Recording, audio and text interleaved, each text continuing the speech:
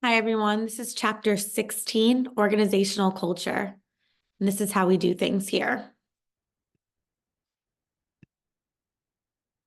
Key concepts for today. Define organizational culture and describe its 7 primary characteristics. Understand the levels of culture. Compare positives and negatives of organizational culture. Identify the factors that create and sustain an organization's culture. Show how culture is transmitted to employees, and review organizational culture cases for best practices in the field today. So let's talk a little bit about culture. What's a culture like at a restaurant versus a place like Bank of America? What I do at my daycare is going to be a lot different than what I do at a restaurant. It might be more formal and a little more structured. Think about where you work and what the culture is like there. Organizational culture is the personality of the business. This refers to a system of shared assumptions, values, material symbols, and beliefs that distinguishes the organization from other organizations. This is a system of shared values about what is important, beliefs about the organization, and its goals and practices.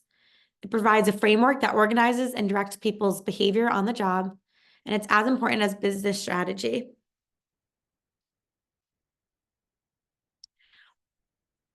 These are the different personalities shown about organizational culture.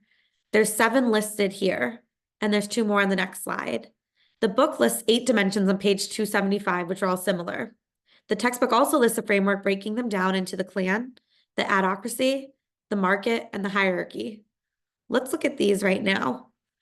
There's innovative cultures, which is places like Apple, where there's an engagement in their popular iPod, iPhone, iPad, and their platforms such as iTunes, and it demonstrates their success using their cultural profile.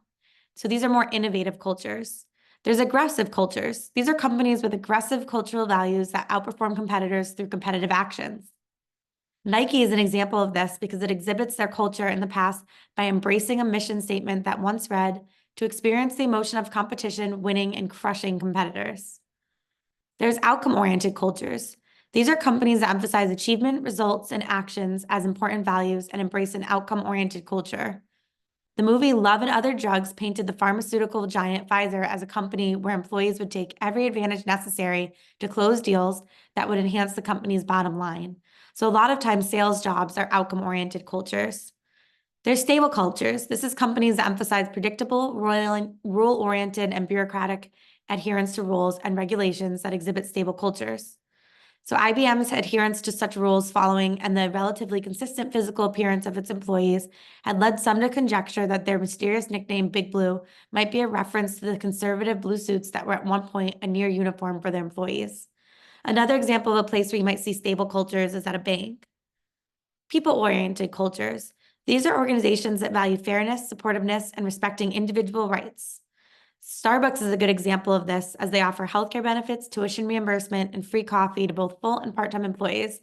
And it makes this coffee a good, it makes, it makes them a good example of people-oriented cultures. I think that the daycare I own is people-oriented as well. We focus a lot on the staff and the employees and the children in the childcare and make sure that it's fair and supportive and that we're respecting everyone. And then team-oriented cultures. These are companies that emphasize cooperation and collaboration among employees, and it really focuses on teams. South Airlines is a good example of this, as they cross-train employees and carefully weed out individuals that might not be team players. And then lastly, detail-oriented cultures. This is organizations that emphasize precision and attention to detail. The 2 more I mentioned, there's service culture. Again, we look at Southwest. These are employees are trained to serve the customer well, and the cross-training is the norm. They're empowered to resolve customer problems, and there's desire to solve customer-related problems proactively. You might see this at hotel chains or again at restaurants. And then safety culture. This is in high-risk jobs where this culture can reduce accidents and maintain high levels of morale and employee retention and increase profitability by cutting workers' compensation and insurance costs.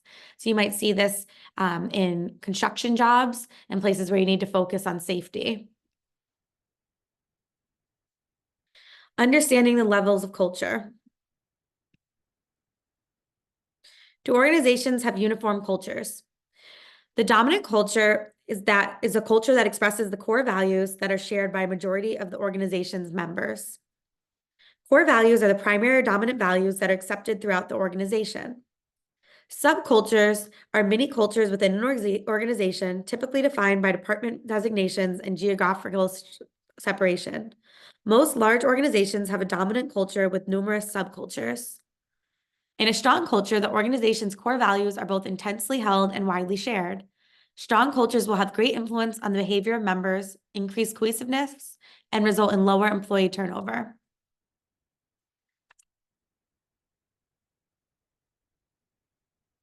There's low employee turnover because it demonstrates high agreement about what the organization represents, unanimity of purpose, and it builds cohesiveness, loyalty, and organizational commitment.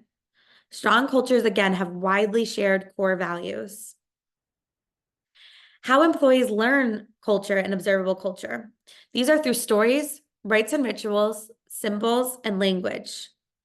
Stories, for example, is like when Nike executives tell how the co-founder, who used to be an Oregon track coach, Bill Bowerman, poured rubber into a waffle iron to create a better running shoe.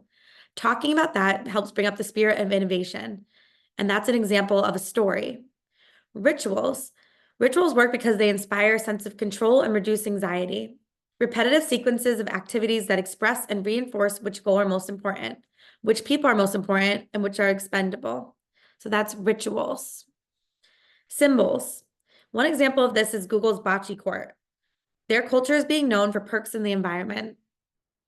And language. Companies use unique terms that are related to their business.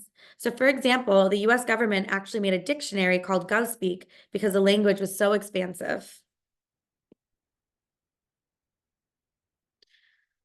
Artifacts and behavior. This is what we see. This is what a newcomer, visitor, or consultant would notice. So this is stuff like what people wear, organizational charts, physical layout, the degree of formality, logos, and mission statements. Norms and values. This is what they say. What would we be told is the reason why things are the way they are and should be? This is the company philosophy, norms, and justifications. And then underlying assumptions. These are things that they may not even realize. It's unconscious or taken for granted beliefs about an organization and its work purpose, people, rewards, and punishments. The ultimate source of culture is its founders. Positive and negatives of organizational culture. Organizational climate. This is the shared perceptions organizational members have about the organization and work environment. A positive climate is linked to higher customer satisfaction and financial performance. Today's trend toward decentralized organizations makes culture more important than ever, but ironically, it also makes establishing culture more difficult. Things like working remotely makes it hard to really identify with each other and spend time with each other and build that culture. Individual organization fit, that is, whether the applicants' or employees' attitudes and behavior are compatible with the culture, strongly influences who gets a job offer, a favorable performance review, or a promotion. So making sure that the employees you hire have a strong fit with the organization is important. Negative aspects of organizational culture. A culture once formed is difficult to change. A culture serves the deep psychological functions of reducing human anxiety and providing members with identity. In the face of external threats or internal failures, a culture tends to go into survival mode and to engage in rationalization and denial. Cultures that lack ethical norms can make terribly harmful choices, and often its members do not realize it. Mismatch between actual and stated values, purpose results in cynic employees. Factors that create and sustain an organization's culture. So let's take a look at these. A strong culture with high risk tolerance, low to moderate aggressiveness, and a focus on means as well as outcomes is most likely to shape high ethical standards. So managers must be visible role models. People notice things like if you're walking in late, speaking rudely to customers or even staff. Communicate ethical expectations. Make sure your staff understands things like it's not okay to open bank accounts for people that they don't want. Provide ethics training. Visibly reward ethical acts and punish unethical ones. Provide protective mechanisms. The selection process is important because you want people whose values are consistent with the organization's. So again, strong cultures have widely shared core values. And the selection is extremely important. And the ultimate support source of an organization's culture is its founders.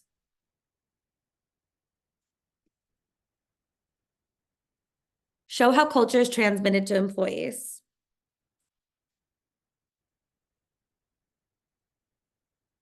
So this can be done through stories, routines, material symbols, language, power structures, control systems, and organizational structures. Let's look at some examples of these. So for your assignment, you're actually going to go through each of these videos and look at some examples of organizational culture and think about why would you want to work there and what's good about these different locations or maybe what's bad about them. So you're going to go through each of these four. There's SAS and there's Amazon and Google and Netflix. And then you'll fill out the chart that goes with the assignment.